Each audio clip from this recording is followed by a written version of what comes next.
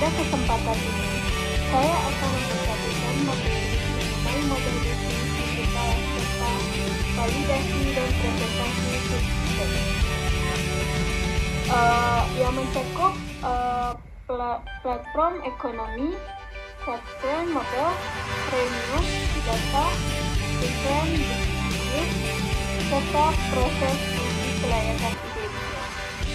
Melalui video ini, saya akan menjelaskan konsep-konsep utama, contoh penerapan dalam dunia nyata, serta bagaimana strategi tersebut digunakan untuk mengembangkan ide bisnis agar siap dimasuki pasar.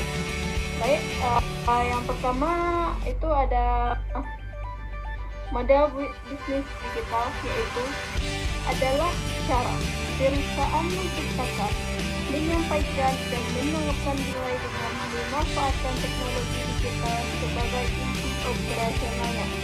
Ciri-ciri utamanya yaitu yang pertama ada berbasis teknologi dan data, yang kedua ada stabilitas tinggi, yang ketiga biaya marginal rendah, 4 interaksi online, 5 otomatisasi proses, dan keenam ada jangkauan pasar luas. Baik, berikutnya ada platform ekonomi. Platform ekonomi adalah model bisnis yang menghubungkan dua antara lebih kelompok pengguna, misalnya penjual dan pembeli, melalui sebuah platform digital. Platform tidak selalu memiliki produk sendiri, tetapi memfasilitasi transaksinya.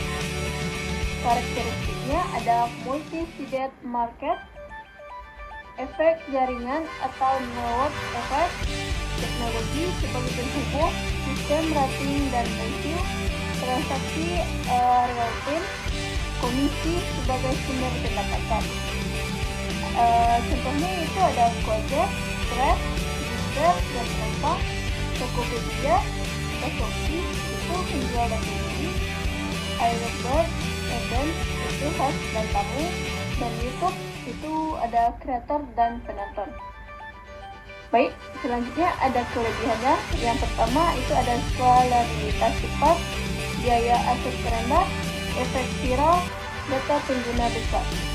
Yang selain ada kelebihan itu ada tantangan. Yang pertama ada ketergantungan pada jumlah pengguna, masalah regulasi, keamanan data, dan persaingan tinggi. Baik, selanjutnya ada subscription model, yaitu model berlangganan di mana pelanggan membayar secara berkala, bulanan atau tahunan untuk mengakses produk atau layanan. Karakteristiknya ada pendapatan berulang, ada hubungan jangka panjang dengan pelanggan, ada fokus retensi, dan consumer lifetime value tinggi.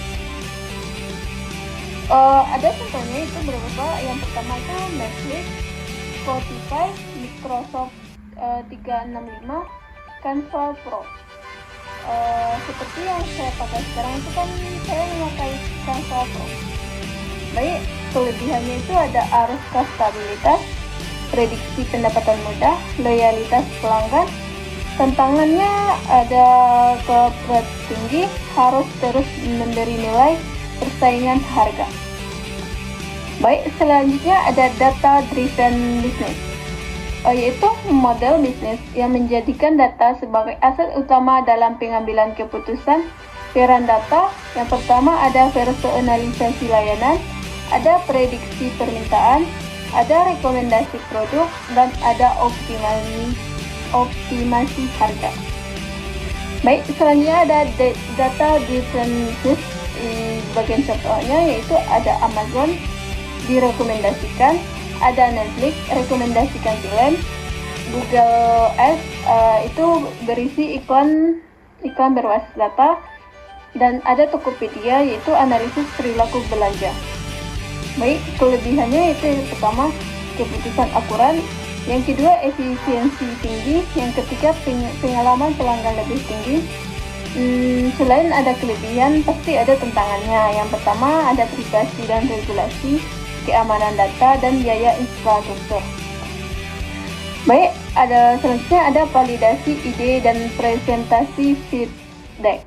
yaitu adalah uji kelayakan bisnis, adalah suatu proses analisis sistematis yang dilakukan untuk menilai apakah suatu gagasan usaha dapat direalisasikan dan dikembangkan secara berkelanjutan dalam kondisi nyata.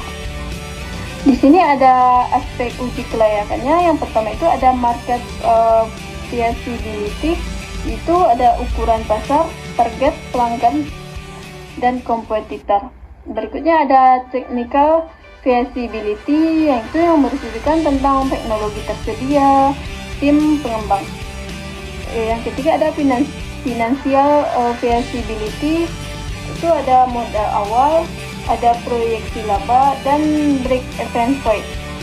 Yang ketiga yang keempat ada legal feasibility, yang isinya itu ada perizinan, hak cipta, dan regulasi.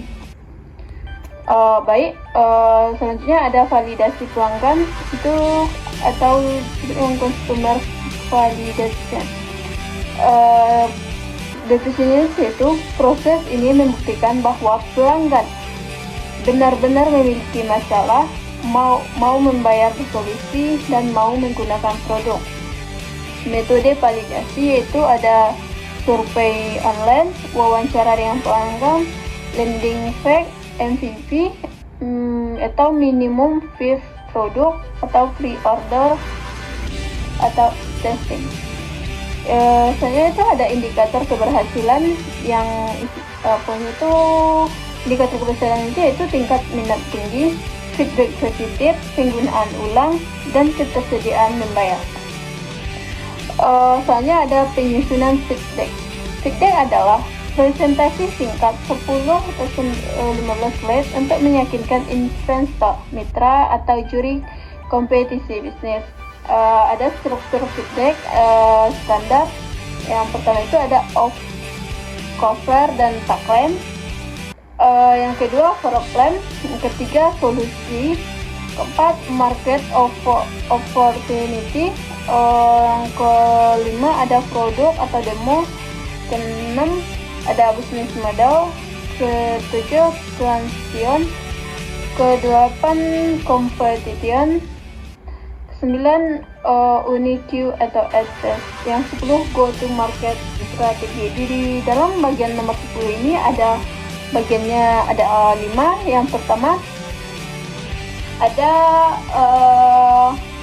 financial projection, team, roadmap, ada funding ask, dan closing.